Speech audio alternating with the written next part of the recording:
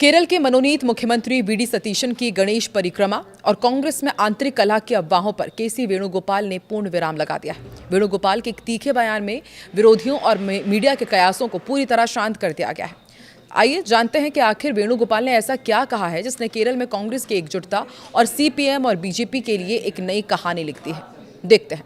नमस्कार, मैं हूं आकांक्षा और आप देख रहे हैं न्यूज 18 का डिजिटल प्लेटफॉर्म। केरल विधानसभा चुनाव 2026 में यूनाइटेड डेमोक्रेटिक फ्रंट यूडीएफ की प्रचंड जीत के बाद राज्य में मुख्यमंत्री पद को लेकर चल रही तमाम राजनीतिक अटकलों और अफवाहों पर पूरी तरह से विराम लग गया है। कांग्रेस के संगठन महासचिव और कद्दावर नेता केसी वेणुगोपाल के एक धमाकेदार बयान ने न केवल पार्टी के भीतर असंतोष की खबरों को खारिज कर दिया है, बल्कि उन विरोधियों के मुंह पर ताला लगा दिया है जो कांग्रेस में सिर्फ फटौवल और आंतरिक कलह की उम्मीद लगाए बैठे थे। दरअसल तिरुवनंतपुरम में मनोनीत मुख्यमंत्री वीडी सतीशन के साथ एक महत्वपूर्ण बैठक के बाद वेणुगोपाल और सतीशन दोनों मीडिया के सामने आकर के उन्होंने जो बातें कही उसने पूरी राजनीतिक बहस का रुख ही मोड़ दिया है। दरअसल पिछले कुछ दिनों से मीडिया और विपक्षी दलों द्वारा ये नैरेटिव बनाने की कोशिश की जा रही थी कि केरल कांग्रेस में सीएम पद को लेकर भारी गुटबाजी चल रही है। चर्चाएं थी कि वीडी सतीशन के नाम पर केसी वेणुगोपाल और रमेश चेन्निथला जैसे वरिष्ठ नेता पूरी तरह सहमत नहीं है और सतीशन द्वारा लगातार किए जा रहे दौरों को इसी कलह को शांत करने की मजबूरी बताया जा रहा था। इन सभी कयासों को सिरे से खारिज करते हुए केसी वेणुगोपाल ने बेहद सख्त और स्पष्ट लहजे में कहा है कि इस मुलाकात में कुछ भी असामान्य या अजीब नहीं है। वीडी सतीशन केरल के अगले मुख्यमंत्री बनने जा रहे हैं। पार्टी हाईकमान ने यह फैसला लिया है और हम सभी इस फैसले का पूरी तरह सम्मान करने के लिए बाध्य हैं।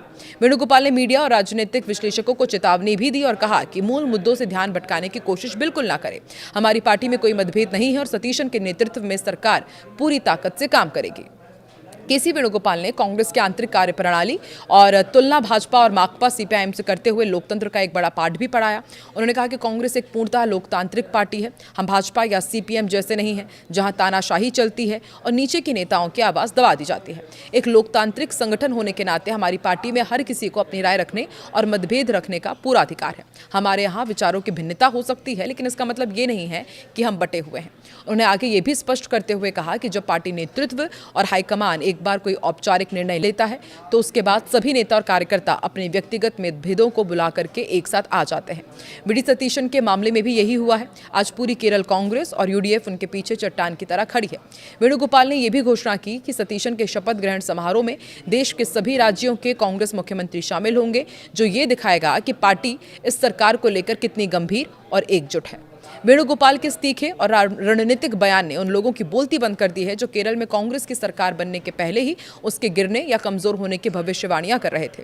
चूंकि केसी वेणुगोपाल खुद मुख्यमंत्री पद की रेस में शामिल माने जा रहे थे, इसी कारण जब उन्होंने खुद आगे बढ़कर सतीशन के नाम पर हाईकमान के फैसले को अंतिम और सर्वमान्य बताया तो पार्टी के भीतर किसी भी प्रकार की बगावत या संतोष की संभावना पूरी तरह खत्म हो जाती है। माकपा और भाजपा लगातार दरअसल यह आरोप लगा रही थी कि कांग्रेस में कोई अनुशासन नहीं है। वेणुगोपाल ने इस लोकतंत्र का हिस्सा बताकर विपक्ष के वार को ही उन पर पलट दिया है। इस बयान के बाद वीडी सतीशन अब बिना किसी आंतरिक दबाव या हिचकिचाहट के अपनी नई कैबिनेट का गठन कर सकेंगे, क्योंकि उन्हें संगठन के सबसे शक्तिशाली व्यक्ति का खुला समर्थन मिल चुका है।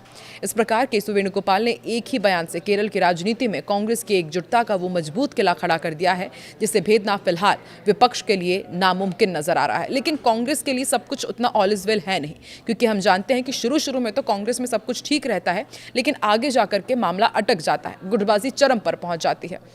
अभी तो केसी वेणुगोपाल ने डैमेज कंट्रोल कर लिया है, लेकिन क्या आने वाले दिनों में वेणुगोपाल और सतीशन के बीच तनाव का माहौल हो सकता है? क्या कांग्रेस फिर से गुटबाजी में बढ़ सकती है केरलम में? आपको क्या लगता है? कमेंट सेक्शन पर अपनी राय जरूर दें।